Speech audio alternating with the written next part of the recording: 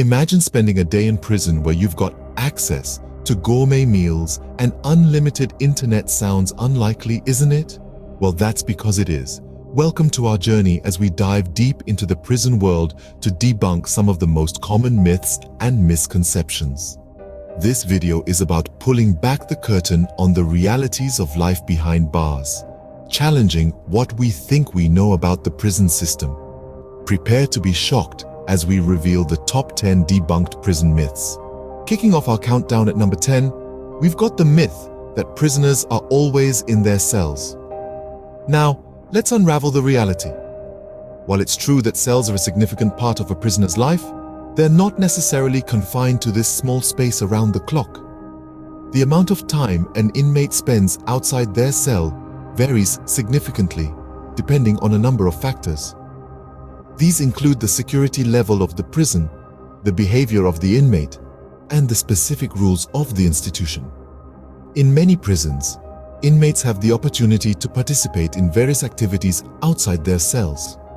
These can range from work programs to educational classes, exercise in the yard, or even group therapy sessions.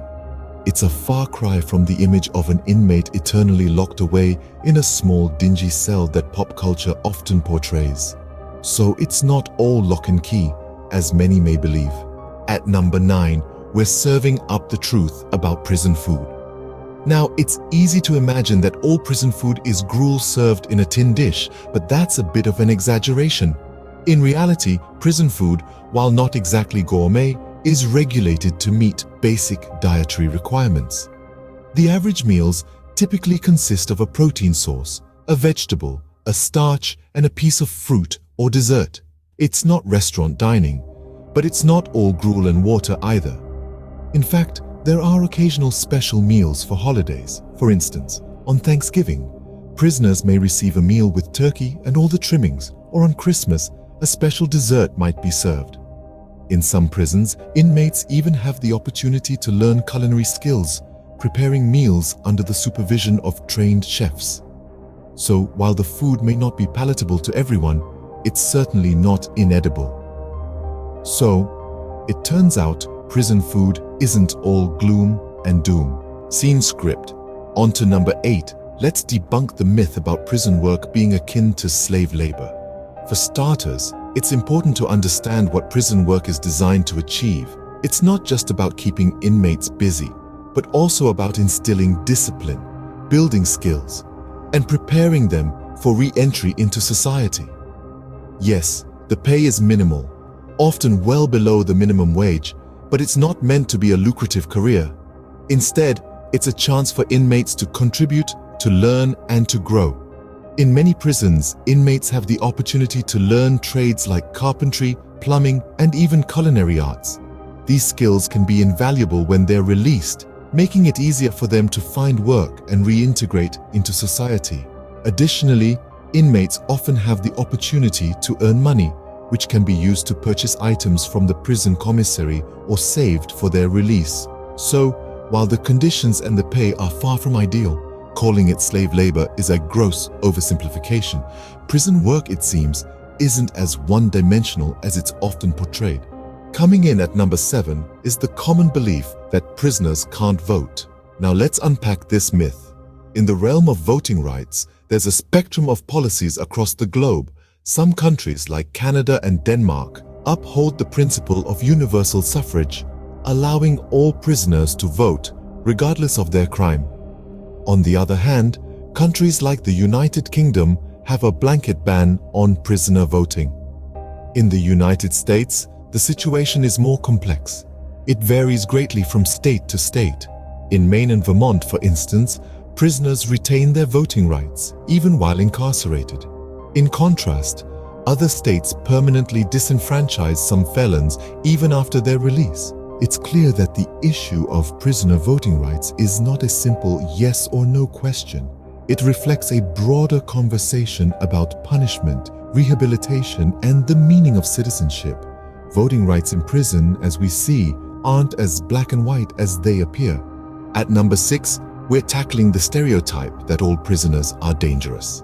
Now, It's crucial to understand that prisons are not exclusively populated by violent or dangerous individuals. The prison population is, in fact, quite diverse, featuring a mix of personalities, backgrounds, and reasons for incarceration. From white-collar criminals convicted for financial fraud to those serving time for minor drug offenses or non-violent crimes, a significant portion of the prison population is not inherently violent or dangerous. Moreover, it's important to note that many inmates work diligently towards rehabilitation, striving to better themselves and reintegrate into society. They actively participate in educational programs, vocational training, and therapeutic activities that contribute to personal growth and transformation. Brandishing all prisoners with the dangerous label is not just misleading, but it also undermines the potential for reform and rehabilitation. It paints an incomplete and distorted picture of the realities within prison walls. Clearly, not every inmate fits the dangerous criminal stereotype.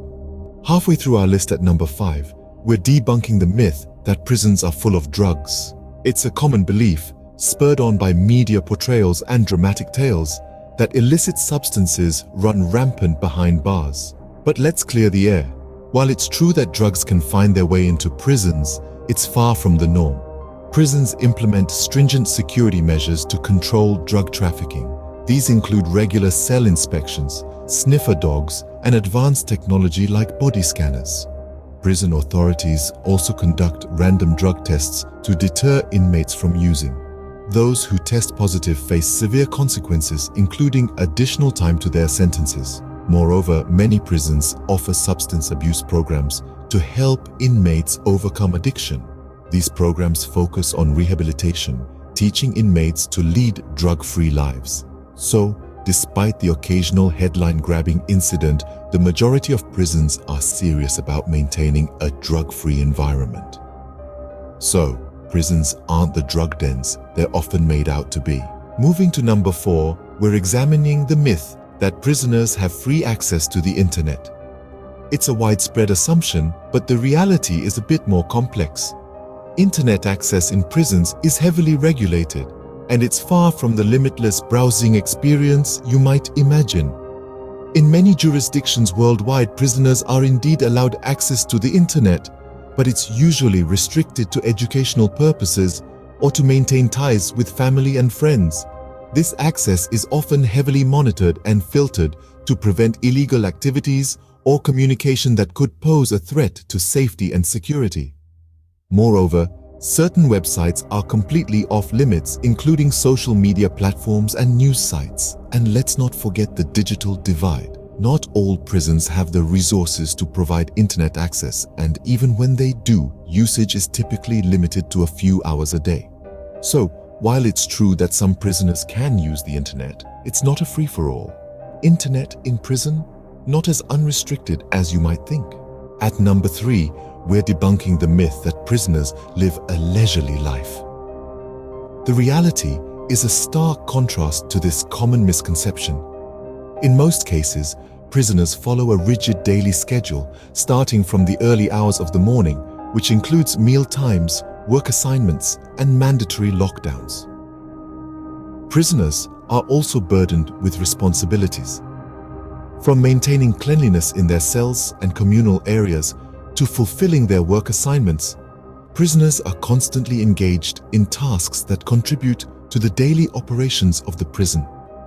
Moreover, the hardships faced by prisoners are far from leisurely.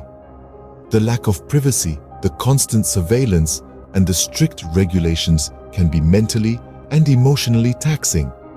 Not to mention the threat of violence and the struggle to maintain relationships with loved ones on the outside. So, the image of prisoners lounging around, living a life of comfort and ease, is largely a mirage. Prison life, it seems, is far from a holiday. Just shy of the top spot at number 2, we're debunking the belief that prison is a school for criminals.